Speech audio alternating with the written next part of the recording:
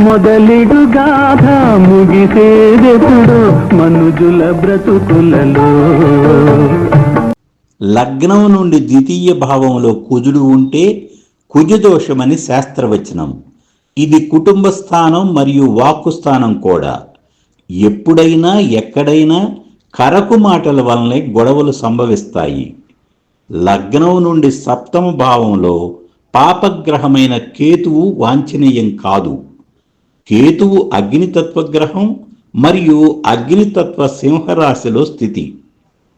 కళత్ర భావములో కేతువు ఉంటే వైవాహిక జీవితం పదిలం కాదని పలువురు జ్యోతిష్య పండితుల నిశ్చితాభిప్రాయం.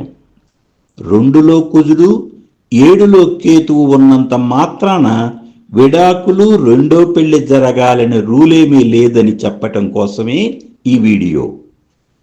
జ్యోతిష శాస్త్రంలో సూత్రాలు అనేకం ఉంటాయి. వాటిని తప్పుపట్టే సాహసం చేయకూడదు. అయితే అధ్యయన సమయంలో విడివిడిగా మనం నేర్చుకున్న సూత్రాలను యథాతథంగా అన్వయించి జాతకుల విషయంలో జ్యోతిష్కులు కఠిన ఫలితాలు నిర్ణయించి ఏకరువు పెట్టకూడదు. అలా చేయటం వలన జాతకుల మానసిక స్థైర్యం దెబ్బతింటుంది.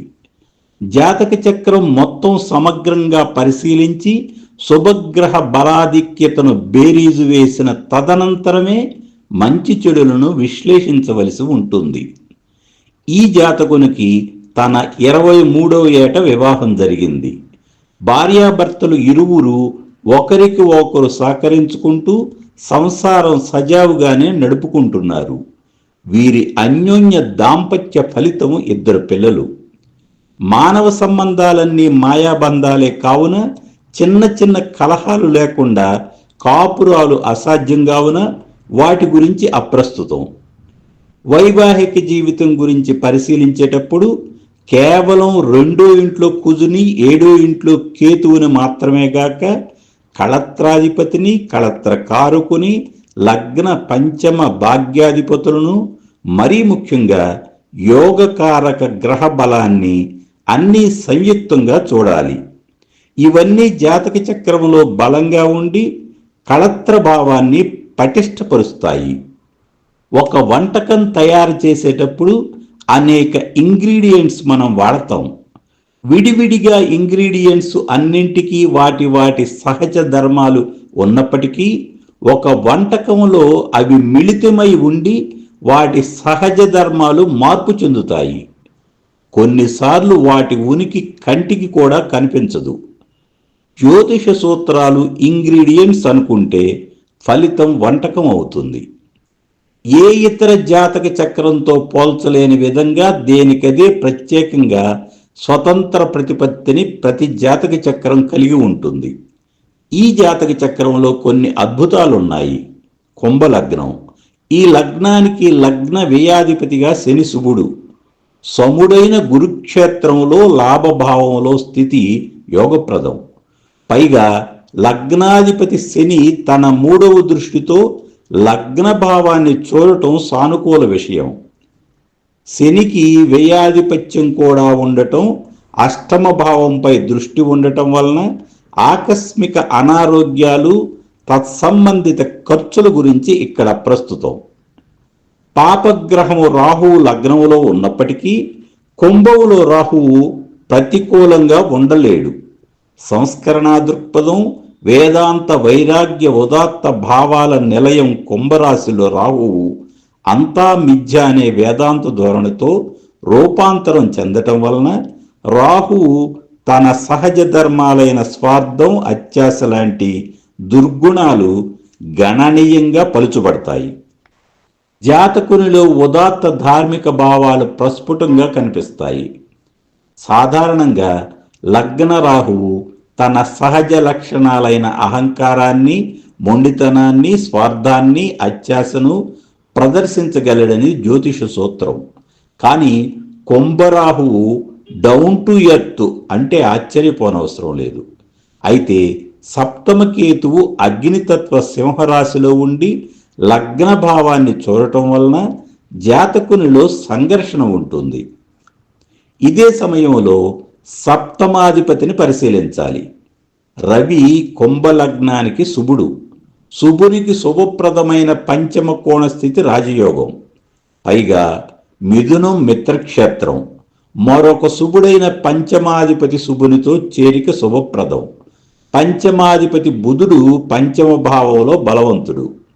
అన్నిటికన్నా ముఖ్యం, కుంభలగ్నానికి చతుర్థ భాగ్యాధిపతిగా శుక్రుడు యోగకారకుడు. శుక్రుడు కళత్రకారకుడు కూడా. స్వక్షేత్రమైన వృషభంలో ఉన్నందున అత్యంత బలవంతుడు. ధనలాభాధిపతి గురువుతో కలిసి రాజ్యభావంపై దృష్టి జాతకుని వృత్తి విజయాన్ని సూచిస్తుంది. గురువు కుంభలగ్నానికి పాపి అయినప్పటికీ కేంద్ర స్థితి వలన శుభుడవటమే గాక యోగకారకుడు శుభుడైన శుక్రుని శుభక్షేత్రంలో శుభమే ఇవ్వగలడు. విద్యాకారకుడు గురువు, విద్యాస్థానాధిపతి శుక్రుడు కలయిక. వీరిద్దరూ సహజ శుభులే కాదు, గురువులు కూడా. కావున గురు శుక్రుల కలయిక జాతకునిలో అకాడమిక్ విద్యతో పాటు ప్రతిభతో కూడిన విద్యలుంటాయి. కుంభలగ్నానికి విక్రమ రాజ్యాధిపతిగా కుజుడు కూడా శుభుడే. దశమాధిపతిగా కుజుడు ధనస్థానంలో ఉండటం వలన జాతకుడు అదృష్టవంతుడని చెప్పాలి. జాతకుడు తన వృత్తి ఉద్యోగం ద్వారా ధనం బాగా సంపాదించగలడని భావం. శనికుజుల వీక్షణ అష్టమ భావంపై ఉన్నందున అనారోగ్య ఆకస్మిక పరిస్థితుల వలన ధనం ఖర్చవుతుంది. చతుర్థములో విద్య, వాహనం, గృహం, భూములు ఉన్నందున చతుర్థాధిపతి శుక్రుడు బలంగా ఉన్నందున కళత్రకారకుడు కూడా అయినందున వైవాహిక జీవితం పదిలంగా ఉంటుందని భావించాలి. మరొక విశేషం ఏమంటే, రాజ్యాధిపతి కుజుడు తన 8వ దృష్టితో భాగ్యభావాన్ని చూస్తున్నాడు. భాగ్యాధిపతి శుక్రుడు తన 7వ దృష్టితో రాజ్యభావాన్ని చూస్తున్నాడు. అంటే భాగ్య రాజ్యాధిపతులు పరస్పరం రాజ్య భాగ్య భావాలను చూడటం విశేష శుభప్రదం. కోణాధిపతులైన లగ్న పంచమ భాగ్యాధిపతులు బలంగా ఉన్నారు. కళత్రాధిపతి రవి శుభప్రదంగా ఉన్నాడు. కళత్ర కారకుడు శుక్రుడు బలంగా ఉన్నాడు. వెరసి లగ్న, ధన, చతుర్థ, పంచమ, సప్తమ భాగ్య రాజ్య లాభాధిపతులు అందరూ బలంగా ఉన్నందున కుటుంబం విచ్ఛిన్నమవుతుందని, విడాకులని, రెండో పెళ్ళని, అశుభం గురించి ఊహించకూడదు. చతుర్థ పంచమ రాజ్య భావాలు బలంగా ఉన్నందున ఈ 3 భావాలను రంగులలో చూపించాను. చివరిగా ఒక మాట, 2లో కుజుడు, 7లో కేతువు ఉన్నంత మాత్రాన విడాకులు, కుటుంబ విచ్ఛిన్నం అని చెప్పకూడదు. గాని భార్యాభర్తలకు వియోగం ఉంటుందని భావించాలి. అదెలాగంటే, ఆధునిక జీవితాలలో భార్యాభర్తలు ఇద్దరూ వేర్వేరు నగరాలలో ఉద్యోగం చేస్తూ లక్షలు వచ్చే ఉద్యోగం భార్య వదులుకోలేక వీకెండ్ కాపురాలు చేయటం మనం చూస్తూనే ఉన్నాము.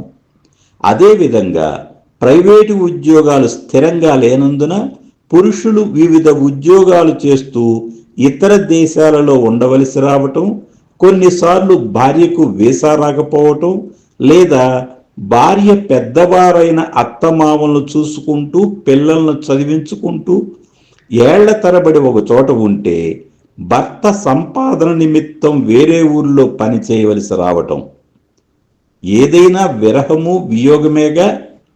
అంతేగాని అన్ని జాతక చక్రాలలోనూ వైవాహిక జీవితంలో ఒడిదుడుకులు, విడాకులు ఉంటాయని భావించకూడదు.